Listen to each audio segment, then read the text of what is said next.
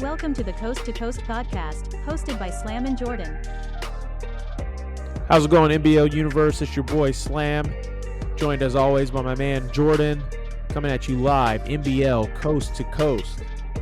Jordan, how you feeling today, baby? What up, Slam? What up, MBL? Feel good, man. All right, very good. It's a nice doing this on a nice Sunday afternoon. Feeling good myself. So we're coming at you today with the, as always, Coast to Coast. We're going to hit every team, every division, give some mid-season thoughts as we're heading into week 8. So first half of the season's almost done. And I think the NBL landscape is really starting to play itself out. We know who's good, who's not, who's going to be who's going to be there at the end, and obviously there's going to be some surprises in between, and we're going to give you our thoughts here at the midway point. Ray, how you feeling about the season so far? It's kind of crazy. There's a lot of surprises, like you said. I'm kind of shocked at some teams and their kind of losses that they received, and I'm surprised at some teams and some of the wins that they got. So pretty stellar season so far, Mike. All right, very good. I think we can check out a little bit how we're doing on our over-unders as well. So that'll be bad, very bad. I haven't crunched any numbers, so I don't know exactly where it's at. Hopefully I saved it. I might not have saved it, and if I didn't, that's a problem. There's some I kind of, there's some teams like the Bears I told you was coming. Told y'all the Bears was coming. And there's some teams that have kind of shocked me myself. So, we'll see. We'll see how it plays out in the season, man. All right, very good. Well, as always, we got to start somewhere. So let's start in a division with 2 one-loss teams. Well, we're just going to start at the top, the AFC North, I guess. And the surprising Pittsburgh Steelers. Who called Kenny Pickett coming back and kind of, doing this thing? I think that was me, right? Yeah, that was me. You? That was definitely me.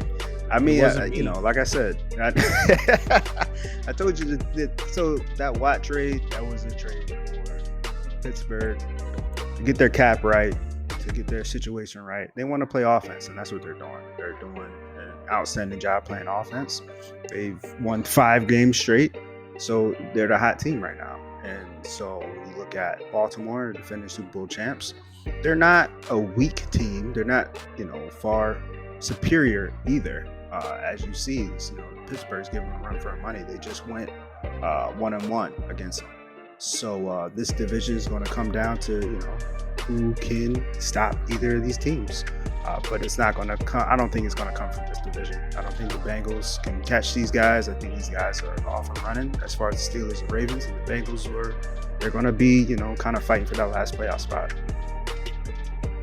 The crazy thing about Pittsburgh's season to me so far is that they're last in MBL in terms of total yards allowed, and they're second to last in passing yards allowed. So this is a defense that allows teams to move the ball, but somehow it's translating to wins. And who cares? Who cares what the numbers are? The only number that matters is the number under the W. So good for them. And like you mentioned, the Baltimore Ravens, defending Super Bowl champions. I mean, this is a team that's doing it all on both sides of the ball. Top 10 offense, top 10 defense. I don't think either of us expected any less. Pittsburgh, back to Pittsburgh real quick. Pittsburgh had an 8.5 number on their over-under. You took the over. I took the under. They're going to crush the over. Not surprised. Good. I am not surprised at all. Kenny Pickett was down, eight games last season? He was out. Something like he was that. out for the season. Yeah, he was done for the year. That's right. So, I mean, when you lose your quarterback, he's out for the season, that kind of demoralizes the team a little bit. Absolutely. And so the only way to kind of get him back, coming into the new season, get him a new weapon in Deebo Samuel, and they're off and running. Very good. Currently at third in the division, Cincinnati Bengals, a team that I was very high on coming into this season, and they're sitting at 3-4. A team that can go on a run. I don't want to call them a disappointment yet, seeing as how we're only at the halfway point. This is a team that still does their thing on offense. They're leading the league in offensive yards gained and passing yards gained, top 5 in points scored. So this is still a team that can win games. They just really have to figure it out on the defensive side of the ball. Can't stop anyone at the moment. And with the way it kind of goes, that switch can flip at any time. So as long as you're scoring points, you're going to be in every ball game you play. And I'm not ready to quite write this team off yet. Yeah, they got two teams in front of them that are pretty good too. So it's hard to get off to a slow start right now. This division is really competitive, and getting off to a slow start is really tough for them. It is. Yeah, you're right. You got Joey B, you got Jamar Chase. Anything can happen, right? Absolutely. I definitely think come playoff time, this is a team that we're going to be talking about. That's definitely going to be in the wild card conversation. There are a couple of teams in the AFC that we'll talk about that have made the jump since last year. So I don't think the wild card is going to be quite what it was last year. But, this is a team I think that'll be fighting down the stretch. Last but certainly least in this division, it's the Cleveland Browns. This is a team that can't get out of their own way, trying to figure it out on offense. They have an absolute weapon in Danny Taylor, and I think he's the only one on the team that's really, providing sort of a spark on offense. But like you said, you're just in this really tough division. This is a team that doesn't match up well on paper with either of those other teams. There's really nothing for them to play for at this point. Yeah, I mean, I wonder who they're going to take with that second overall pick. I mean, the third overall pick that they get. Damn.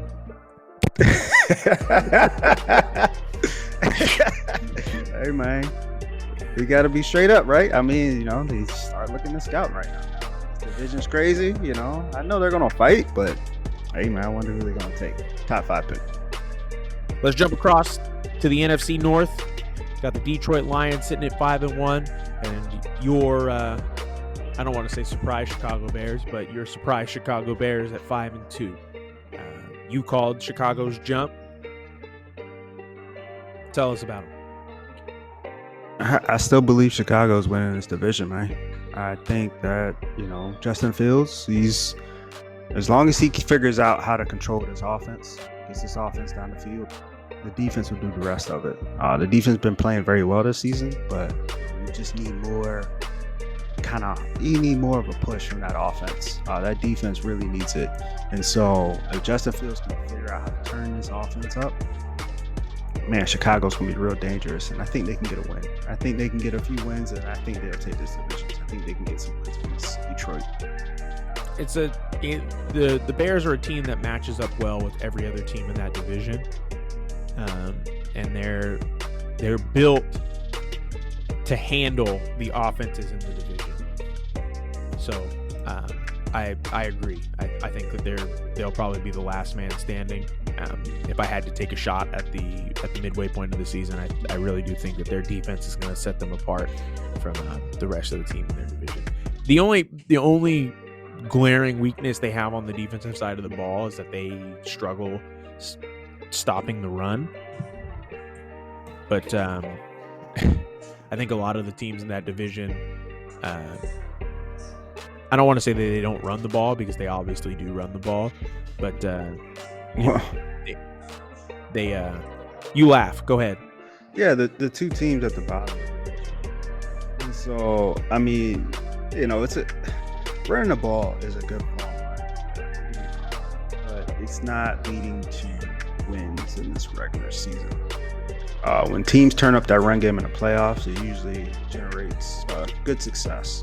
But when the regular season hits, you gotta have a powerful offense. You gotta have good balance.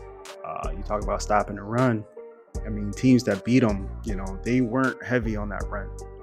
As far as beating Chicago, they weren't heavy on the run. They beat them, through the air. And so Chicago has gotten some really key wins this season, and they're low scoring. They're a low scoring team. They don't want you to have that high powered offense. So they want you to run the ball. They want you to run the clock. And they're going to make the stops when they need to. And so that's where, they're giving them a lot of rushing yards, but they're also, top in the league against the pass. So that's what's really important, because they want to slow you down, slow down the game. They want to make plays when they have to. And, that's how they turn out these wins. Absolutely. Couldn't have said it better myself.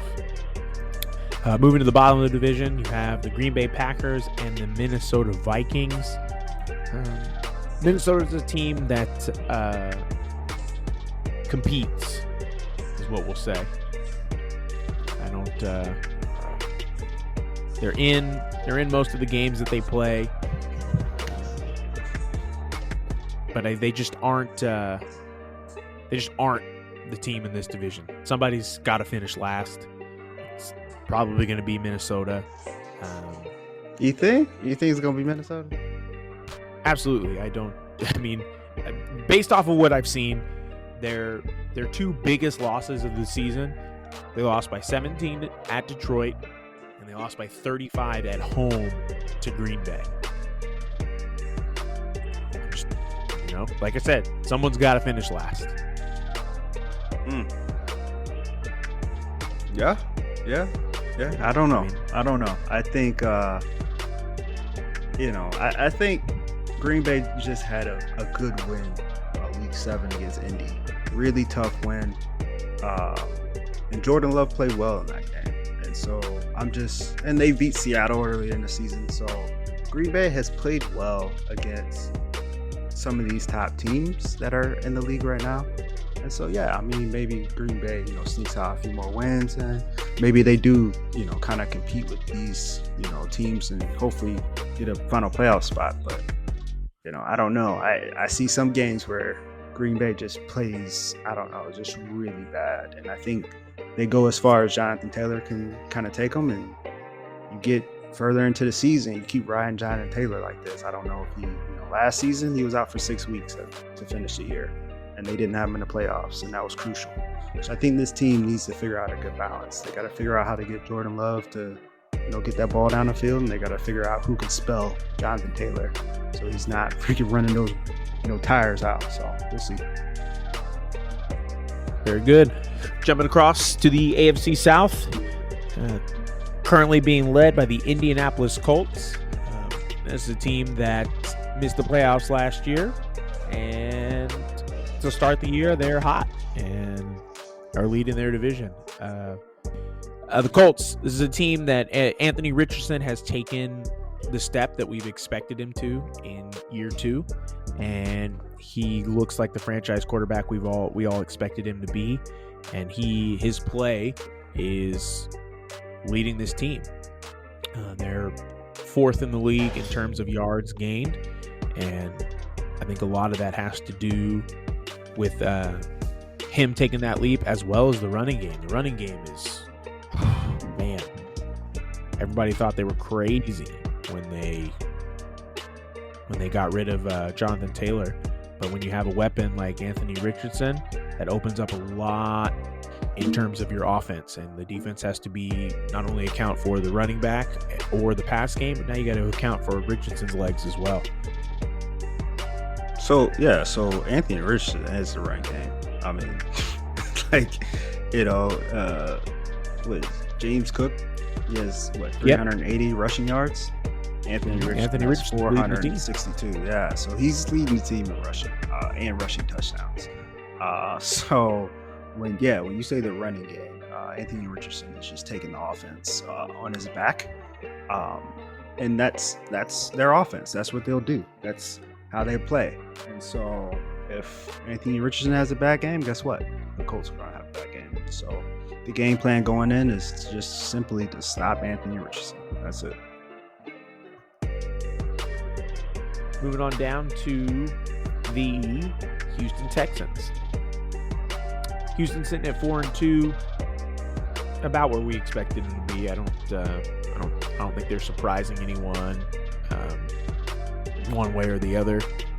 This is a team that, we expected to be fighting for the top spot in the division, and I think they're doing exactly what we thought they were and what we knew they were capable of.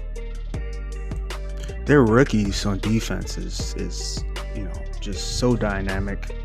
They just played Buffalo, and I mean, those rookies came out and they had some pretty big impactful plays. So I'm interested to see who can, kind of get the top spot in this division.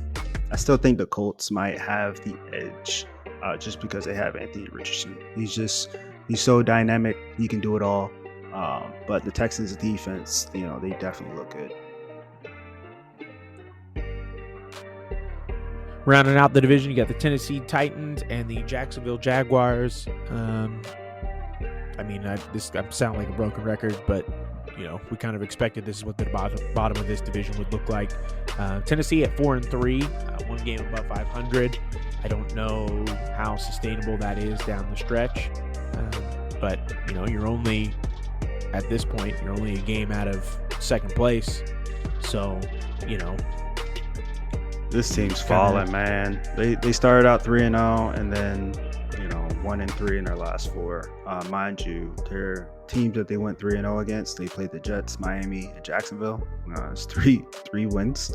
But then their last 4, they had Buffalo, Denver, Indy, and Jacksonville. And so the game that they actually won is against Indy. So they got to win in Indianapolis. Yeah, they got to win. So but then you can't really, I see this team. They have a lot of one-score games, and they just, can't put it together at the end of the game. So they can figure that out. Yeah, they're going to compete for this division. I mean, anytime you have Derrick Henry, you should be competing. But there's some tough losses for this team for sure. Well, we're about to see how real this team really is, because their next 6 games, you got Indy, Green Bay, at Chicago, at Detroit, Houston, New England. So you want to make the playoffs? Yeah, good luck. Yeah, you want to make the playoffs? Win some of these games. There it is. And rounding out the division, you got the Jacksonville Jaguars. Top 5 pick inbound? Negative. I like this team. Oh. We're not top 5 pick. They're not going to be top 5 pick. You were so sure that the Browns were getting the second pick in the draft. Have you seen the Browns play? I don't think I've watched a single Cleveland Browns game this season. Have you seen them play, bruh? Oh no. What a jerk this guy is. Anyway, NFC South, one of 2 undefeated teams in the MBL. You got the 6-0 Carolina Panthers. They're running away with this division already. I mean, they're going to win the division unless their whole team gets hurt. And even then, they might still have a shot at winning the division. Yeah, by far and away, best team in the NFC. And they'll keep rolling. They got Cincy next week. I think they'll keep it rolling. They got Cincy, Detroit, Tampa coming up. Dallas, Seattle, and Denver. Whew. But I think they'll find a way to win a few of these games, man. But yeah, that schedule gets more than a few. Yeah, that schedule gets a little bit tougher for them. This team can score points. They win a lot of their games on the defensive side of the ball, and I think a team like this that's good on offense but can lean on their defense like that, they're hard to beat. So yeah, definitely are going to be in all of those games that you mentioned for sure, and will win more than their fair share of them. Yeah, what's surprising though is that Bryce Young is not having the type of season that I thought he would, with only 9 touchdowns throughout the season to 9 interceptions and 6 sacks. Completion percentage is pretty good, 71%, but I'm kind of surprised that the turnovers that Bryce Young has this season. So we'll see, man. We'll see, what they kind of deploy here in the next few weeks, and kind of slowing down these high-powered offenses that they're about to play. And sometimes when you play a high-powered offense, you got to kind of meet that high-powered offense with some firepower. So we'll see what they do. Absolutely. Team right behind them at 4-3, the Atlanta Falcons. This is a team that they beat up on the little guys. And get put in their place against the big guys. The big dogs. Yeah, that's it. Their 4 wins. Arizona. Well, I guess they had a quality win against Philadelphia. We're not going to take that away from them. But Arizona, Philadelphia, Vegas, Washington. Washington's a good win too. Washington's a good win. That's a good win for them, right. Especially NFC. Yeah, that's a good quality one. In games that they lose, they only score. So they scored 7 points in a loss to Denver, 7 points in a loss at Carolina, and 14 points against Chicago. You gotta score points if you want to win games. Not very revolutionary, I don't think, but you're not going to win too many games if you. There's a big reason only for score that. 7 points.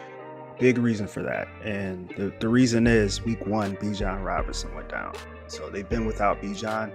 I believe he comes back after their bye, week 8. So week 9, when they play Tampa, they have Bijan back.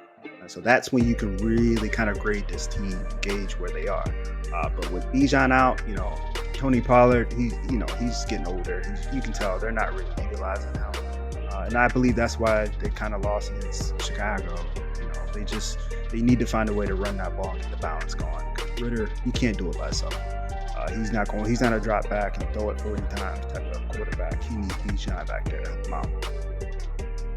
Well, they definitely have time to right the ship, and at 4-3, you're not. I mean, realistically, you're not out of the division. You still got a game against Carolina late in the season. So if you hope Carolina loses a couple games, and you can kind of keep pace, you have your shot to take them down in Week 16, and hopefully catapult yourself into a position to perhaps win the division. I don't think it's going to happen if I had to put money on it, but like you said, Bijan comes back this week, win some games, score some points, put yourself in the position that you need to be late in the season. Yeah, man, this is a great team. There we go. Super Bowl runner-up, Tampa Bay Buccaneers at 2-4. Kind of the fall back to earth I was expecting. Really? Am I lying? I mean, this team has had one heck of a schedule, honestly. But some of these games that they lost, they should have won. Well, at least one of them. That's against the Chargers. They were at home and they lost to the Chargers. That's a tough loss. The other ones is very tough teams. Philly, Baltimore, Denver. So the schedule doesn't get any better for them, honestly. They got Atlanta coming up. They got Carolina, Washington, Giants. And then later on in the season, they got KC, Atlanta, and Carolina to end it. So this team could miss the playoffs, honestly. Could miss the playoffs. It is what it is. I mean, it is, but they're still making moves now. Don't get me wrong, they're still making moves. They just acquired Hassan Reddick from the Eagles. So with making that deal, that tells me, hey, they're fighting. They're really trying to do something. They haven't packed it in quite yet. That team's gonna fight till the very end. And then we're on number 1 overall pick watch. New Orleans 0-6, no wins. It's just at this point, it's how many losses will this team have?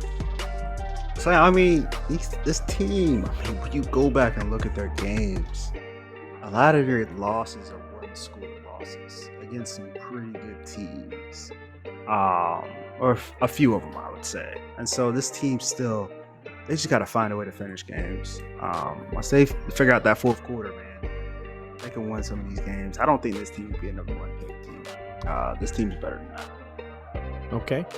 that's how it goes. It's keep it close throughout the game, but then at the end, the talent wins out. I think that this roster is a roster that is definitely in a little bit of turnover. They're not quite where they want to be to compete. I don't think. Yeah. I think every Saints fan would tell you that. I think the Saints owner and Saints coach would probably tell you that as well. Obviously, you want to compete, but as I said earlier, just it is what it is. Some teams are ready, some teams just aren't, and I think this is one of those teams that isn't. Jumping across to the AFC East, Buffalo leading the division 5-2. Buffalo came from behind last year to win the division, and currently at almost the midway point, they are on top. And this one's gonna be a fight to the finish, because this division is this is probably one of the most evenly matched divisions in the MBL. I would say, given where each team currently sits. You think so? I mean, where they all now? You got 2 losses, 3 losses, and then you have the Dolphins with 5 losses. But to me, the Bills are clearly the team to beat in this division. I mean, yeah, it's close right now. Give it some time, Slam. Give it a few weeks. The Bills are gonna run away with this division because they are the most talented team in this division, well built, and they have Josh Allen. Mind you, the Texans game, Josh Allen did not play his best game. He knows it. The whole league knows it. So what does he come out and do against KC? He leads them to a dub. So that's a big win at KC. So, I mean, I feel like this team has had some tough breaks. I mean, losing to the Jets early on is tough. The Houston game where Josh Allen throws multiple picks, that's tough. But I think, coming down the stretch, they'll figure out a way to win some of these games. They'll win this division. Oh, that brings us to New England at 4-3. You think they hold on to that second spot, or do you think that New York has enough to overtake them? The Patriots would be number 2. I don't, going back to my over-under, I still believe the Jets kind of, they had a Cinderella start. I don't think they hold on to, I don't think they hold on to this. I don't think they hold on to competing with the Patriots for number 2 spot in the division. Well, the Patriots are a team that kind of intrigues me because they struggle with consistency. 1 week it's like, yeah, this is the New England team. This is it. This team's the playoff team for sure. And then the next week it's the complete opposite. And it's like this team can't even move the ball. They go as far as Brian Robinson can take them. And so you have one guy that kind of paces your whole offense. Yeah, it's going to be a struggle because the good teams are going to find ways to stop your best player. And so now you have to figure out, okay, who's going to be number 2? Who's going to be number 3? You got to figure out their options. So right now it's Brian Robinson or it's a loss. Well, you said it earlier. What separates the playoff teams from the non-playoff teams is that strong run game.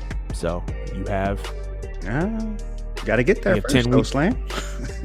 I mean, you do. Well, you got to get there. You have 10 weeks to figure it out. 10 weeks to figure that run game out and position yourself to be one of those top teams in the AFC. The New York Jets, like you mentioned Cinderella start. Not too familiar with the Jets schedule, but they started off 2-1, had 2 huge wins over the Bills and Chicago, and then they Buffalo got their win back and they split the season series, and then they lost by 4 on the road against the Rams. And they have a game in Week 7 coming up at home against Cleveland.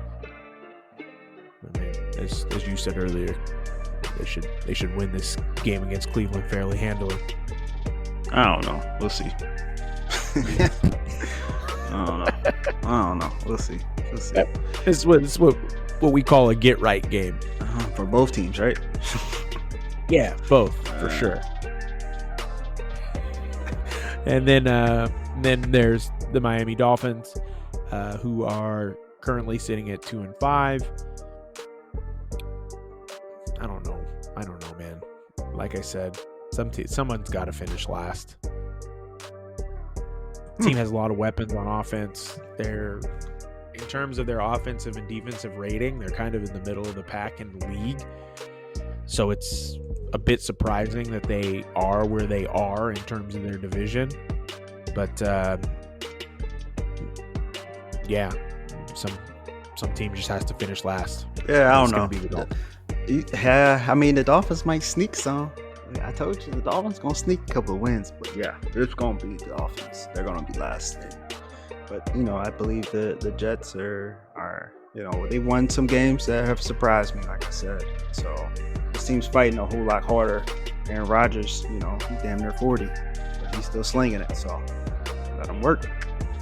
Good for him. NFC East. Dallas 4-3, Philly at 4-3. Actually, this is probably the most even division.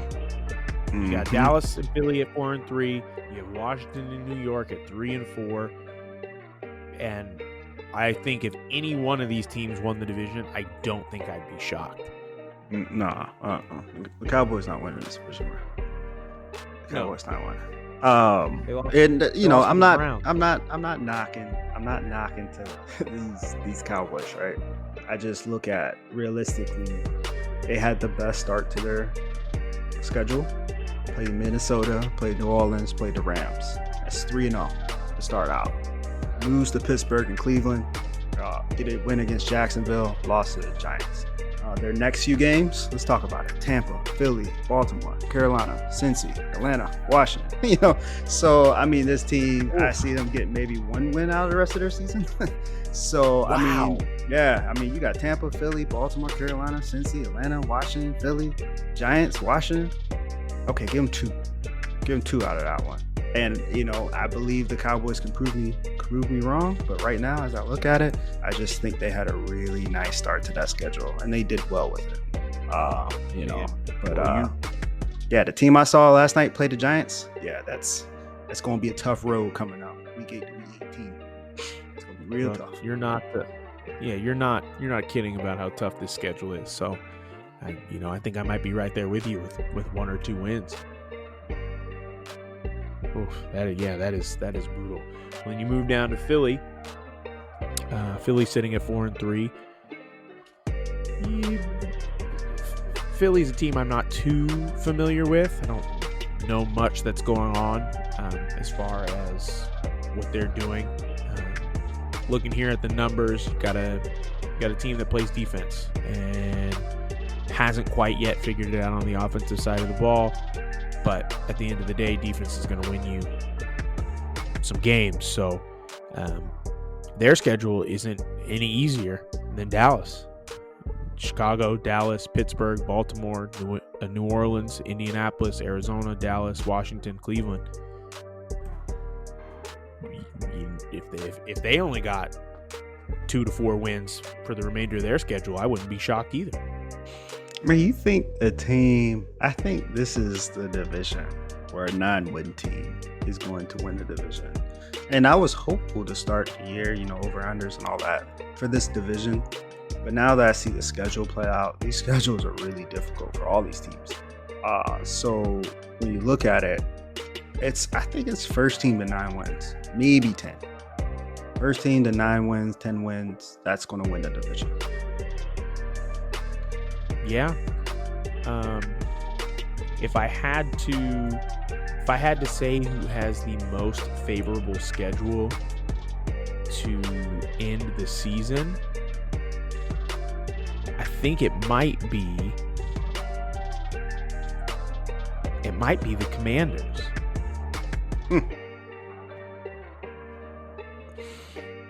I mean, there's a path in which the Commanders win this division. And judging, like I said, with the strength of schedule, there's a path where they win the division by maybe more than 1 or 2 games. So that's going to be a real fun division to keep our eyes on. For sure. as the season progresses. The AFC West, the one of two undefeated teams in the MBL. We got the 6-0 Denver Broncos. This is a team we all expected this team to be there, and they're there, and they will continue to be there. Led by a veteran defense. And they're putting it on teams currently in this first half of the season, and they have a nice favorable schedule down the stretch themselves. So I don't think this is a team that we see slowing down anytime soon. Yeah, Broncos, of course, that's my team. They play defense, and so when you play together defense and you get those close wins, you kind of build that confidence. So yeah, a lot of confidence in Denver. But you say it's not a favorable schedule. I look at it and I see some tough teams coming up, man, especially against KC, Cincy on the schedule, Carolina, Cleveland, Baltimore. Who? Cleveland. Who? No. All right. But yeah, there's some teams on there that's going to give Denver a fight. So definitely got to keep it rolling and keep that focus. Then you got the Kansas City Chiefs. Kansas City carried an undefeated record, 10 weeks into last season? Was it 10? I don't think it was 10. I think it was more like maybe 8. I'm not quite sure. I'm not quite sure. Okay. I know that they remained undefeated for a long time last year. They did. They're really good. Yep. This year, not so much. I don't know what happened to them.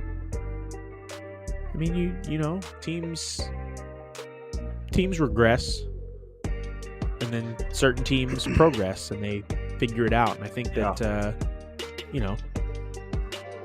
this team is still going to put it.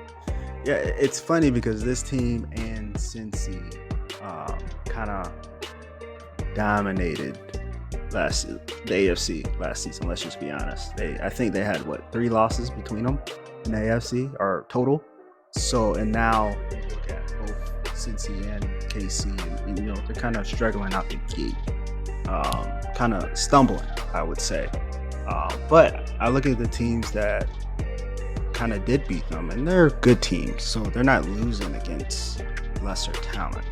I will say that the defense is definitely kind of struggling for them this year. I think they're last against the pass right now, so a lot of teams are finding those holes in their defense and exploiting them. So, but their offense is trying to keep pace, and they're having a really good offensive season. So we'll see what happens, how the season plays out for them.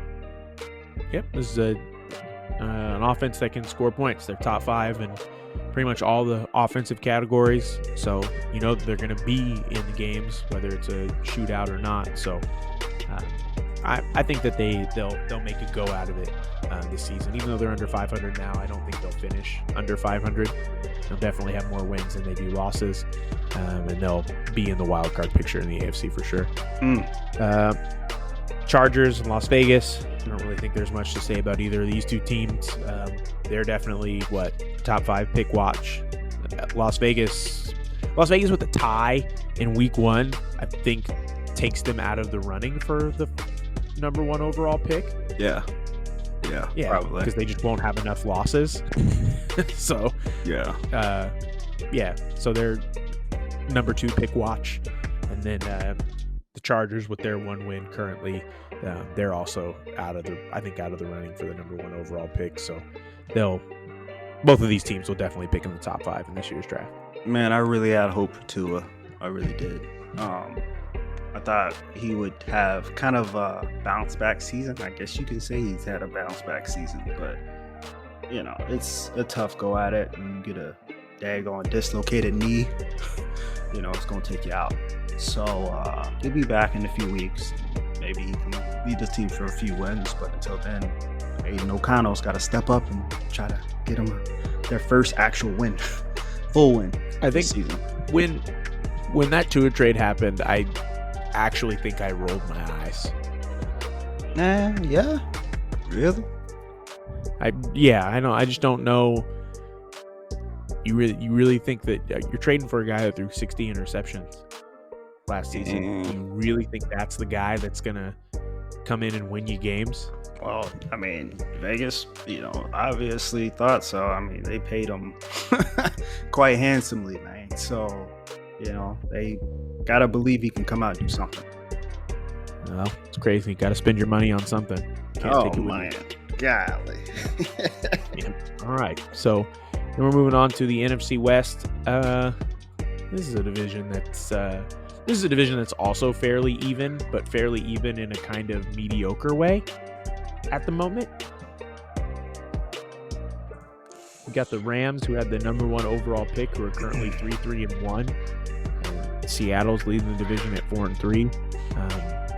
Seattle's obviously the heavy favorite in this division, but they just haven't quite put it all together to start the season, which is fine because they have plenty of time to figure it out. And I do think that at the end of the day, they will run away with the division. But credit to the Rams for pacing them a little bit. Yeah, I mean, I watched the last game against Seattle and Arizona. And Arizona, it came down to, the final drive for Arizona. And Arizona had that W in their hands. And, they're driving in the red zone and they threw a last minute interception that sealed it. But I think for the Seahawks, it really shows that they are kind of struggling and do have a kind of a hangover from their loss in the playoffs and MVP season for Malik Willis. So, like you said, they have time to figure it out, but they have to start, getting their, superstars the ball. And Jackson Smith-Njigba, he needs targets. He needs more than 13 catches going into week 8. So, that's a big one. So I think this team has kind of too many weapons, too many mouths to feed, right? And so, we'll see how it turns out. But this offense, I think, once it gets to the middle of the season, end of the season, they'll kind of turn it up. They'll kind of show what they're worth and take this division. You mentioned JSN, and the last month of the season, he's had 1 reception, 3 receptions, 1 reception, 1 reception. And I mean, they've won 3 out of those 4 games, so I don't think he's like he's not hurting the team by any means. But if you could figure out a way to incorporate him in the offense, it'll really stretch defenses thin, because then you have to worry about Metcalf on the other side. You have to worry about Walker in the backfield as well as Malik Willis. Like I said, or like you said, this team will definitely figure it out. They'll get all those weapons involved, and they'll be good to go. But not the hot start that we kind of expected. And then you have San Francisco and Arizona. Arizona is obviously in the midst of a rebuild. San Francisco is a team that pushed all their chips to the middle of the table, and it's just not quite working out how they expected. I can't say that I'm surprised. You're not just going to come out here and buy yourself an MBL championship. You still got to play the games, and no matter how good your defense is, if your offense can't score any points, you're not winning. Yeah, I mean, why double down on defense? Why not try to get yourself some offensive weapons? Because the defense was already very talented for the 49ers. But then they doubled down in the offseason and went got TJ Watt, which now, it kind of forces a kind of competition, I guess you could say. They're getting to the quarterback and whatnot, but I think it's too aggressive. And when you're too aggressive, now what happens is teams find a way to find those holes that you're leaving open because you're overcompensating to being aggressive with your pass rush. So I think offensively, they just can't keep up with teams that are high-powered, and they're going to have to figure out a way to find other weapons other than CMC. CMC just is not going to lead this team to 10 victories. So Purdy has to find other weapons. Trading your best receiver probably isn't smart. Yeah, I mean, everybody kind of chuckled at that trade and said the 49ers really got him. But when you look at the Steelers, look their team right now, and then look at the 49ers. Now you actually judge who actually won that trade. I mean, I feel like I mean, so Deebo Samuel in this Pittsburgh Steelers offense, he's not leading the team in receiving. That's still George Pickens, but you don't think that the 49ers could use an additional 63? Let's see, Deebo's last 4 games: 42 yards, 63 yards, 35 yards, 24 yards. Hasn't scored in any of them, which is actually quite crazy. So look at this, Slam. So Deebo actually has more receiving yards than any other 49ers. And so you might say he's not the first option. That's what's crazy, is that he might be the third option in the Steelers offense, but he still leads. If you put him on the 49ers today, he will have more receiving yards than any of the 49ers. And he's probably third or fourth option for the Steelers offense. That's why the Steelers made that move. It creates more weapons on the field, and this is why they're winning. Well, there it is. The 49ers giving us all a lesson in what not to do, I guess. I mean, the Steelers still not playing great defense, but they're playing an even better offense, so that wins games. There it is. Do you, at this point, you changing your Super Bowl prediction? And who did I say? I said, what did I say? I said go back. Houston and I said Houston and Carolina. Houston, Carolina with Panthers going over. You're still, I still like Houston, but I mean, I was much higher on CJ Stroud in that offense. And seeing Houston, their defense is playing very well, but CJ Stroud is not playing as well as I thought he would. Yours still has time. I front run. I was a front runner in terms of my prediction, and I went with the Bengals and the Seahawks. The Seahawks going over. The Seahawks still look like they have a shot. I mean, the Bengals too have a shot too. I'm not ready to write that team off yet. Super Bowl, Cincinnati. I mean, did you expect Tampa Bay to make a Super Bowl run last season? No, you're right. No. So there it is. You just all you gotta do is get in, man. If you're in that tournament at the end, you have a chance. Yeah, man. Super Bowl. Anything can happen. It's not like the team's not capable. Anything's possible.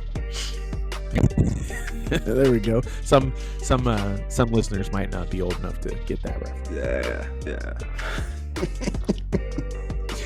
Anyway, moving forward on Coast to Coast, we want to bring back something that we used to do previously under a different banner, but we're going to bring back the MBL Top 5. Top five. Everyone likes Top 5. So, if you're listening to this podcast and you've made it this far and you have something happen in your game, clip it, send it to us. We want to see the best plays in the MBL on a weekly basis so that we can give you guys the recognition that you deserve, get some of those unknown players, some spotlight, and like I said, go coast to coast with it. Yeah, and I don't want no cell phone footage neither. We need HD. No. All right. No. Make sure it's top quality. All right. That's how you make top 5. So we'll be bringing back top 5. Expect it. Next Coast to Coast, top 5. Send in your clips. I love it. Well, with that, this has been episode 2 of MBL Coast to Coast. Like I said, I'm your man Slam, joined as always by my man Ray, and we'll see you in the next one. All right. Peace.